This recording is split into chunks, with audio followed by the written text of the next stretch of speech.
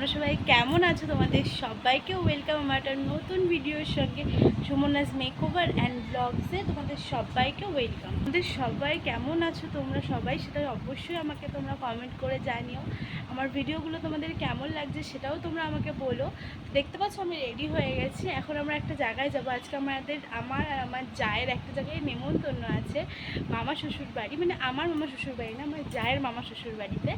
তো চলো সারাদিন কি করি না করি সেগুলো কন্টিনিউ তোমাদের দেখানোর চেষ্টা করব। কি খাচ্ছি, কি দাচ্ছি, কেমন করে চলছে আজকে সারাদিনটা, চলো দেখতে থাকো। এই যে আমি রেডি হয়ে গেছি, এই জামাটা আমার খুব পছন্দের। সবাই শাশুড়ি এখানে বসে রয়েছে, ব্লাউজ সেলাই করতে বসেছে, জানি না ব্লাউজটা আজকে সেলাই হবে কি না। বেরিয়ে যাওয়া যাক।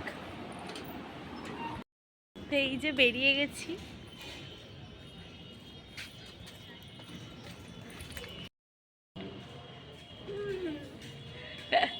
দাদাভাই চলেই গেল,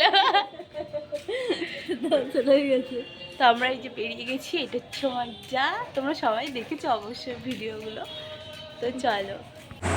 তো সেদিনকে আমরা যাচ্ছিলাম আমাদের মামা শ্বশুরের বাড়িতে। মামা শ্বশুরের বাড়িতে একটা স্বাদ খেতে হয়, সেজন্য মামি নেমন্তন্ন করেছিল। আর এখানটায় আমরা গোপাল ছিল বাড়িতে, গোপালের জন্য মিষ্টি নিয়ে নিয়েছিলাম। আর যে দেখতে পাচ্ছ এটা হচ্ছে কৃষ্ণদের মানে এটা দোকান, বাট এত সুন্দর। আর এই যে মন্দিরটা তোমরা দেখতে পাচ্ছ, এখানে কিন্তু আমার আর তোমাদের দাদাভাইয়ের বিয়ে হয়েছিল। আমরা যখন পালিয়ে বিয়ে করেছিলাম তখন এই মন্দিরটায় বিয়ে হয়েছিল, আমরা ঢুকতে পারিনি। আর এই দেখতে পাচ্ছ দুজনের মধ্যে কতটা মিল, দুজনকে ভীষণ পরিমাণে ভালোবাসে সেদিনকে। আর এই যে আমরা চলে এসেছি মামির বাড়িতে, এটা হচ্ছে মামি এই বাড়িতে ভাড়া থাকে। তো সেটাই তোমাদের আজকে সবটা ঘুরে ঘুরে দেখাবো যে হ্যাঁ কি। আর এই যে হচ্ছে গোপাল, মোটামুটি আমাদের সবার বাড়িতেই গোপাল আছে। মামি নতুন গোপালটা নিয়েছে, গোপালটা কি সুন্দর না। খুব শিগগিরই তোমাদের জন্য একটা চেষ্টা করব আমি একটা বাড়িতে বড় গোপাল নেওয়ার। আমার খুব ইচ্ছে যে আমি একটা বাড়িতে গোপাল নেব। আর এটা হচ্ছে মামির ঘর, এই যে এটা হচ্ছে মামি।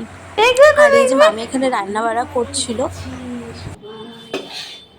এই যে চুনো মাছের ঝাল, আর এটা কি সর্ষে বাটা, আর পাবদা মাছ হবে এটা দিয়ে, আর ডাল হবে, আর 5 রকমের ভাজা। মামি সব কমপ্লিট হয়ে গেছে। আর শিলটা কি সুন্দর। না না, তুমি ভালোই রান্না করতে পারো। মামি টুকটাক জিনিস দিয়ে ভালো রান্না করে দেয়। হ্যাঁ,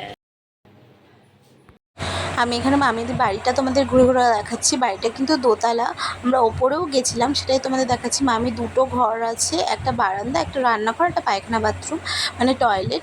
তো সেটাই তোমাদের ঘুরে ঘুরে দেখাচ্ছিলাম এখানটা। আর এটা হচ্ছে ওপরতলা, ওপরতলায় হচ্ছে মামি যেই ভাড়াটিয়ারা, মামিকে যে ভাড়াটিয়ারা দিয়েছে সেই জেঠিমারা থাকে, ভীষণ ভালো। ওনাদের সাথে আমরা গল্প করতে গেছিলাম, ওখানে অনেকক্ষণ আমরা বসে বসে গল্প করেছি, সেটাই তোমাদের সাথে শেয়ার করছিলাম। মানে এত ভালো। মামি বাড়িটায় ভাড়া থাকে ঠিক, কিন্তু কেউ বলবে না যে ওই বাড়িতে মামি ভাড়া থাকে, নিজের বাড়ির মতন। এই যে দেখতে পাচ্ছ ইনি হচ্ছে ভাড়াটে, আর ইনি হচ্ছে তার মা।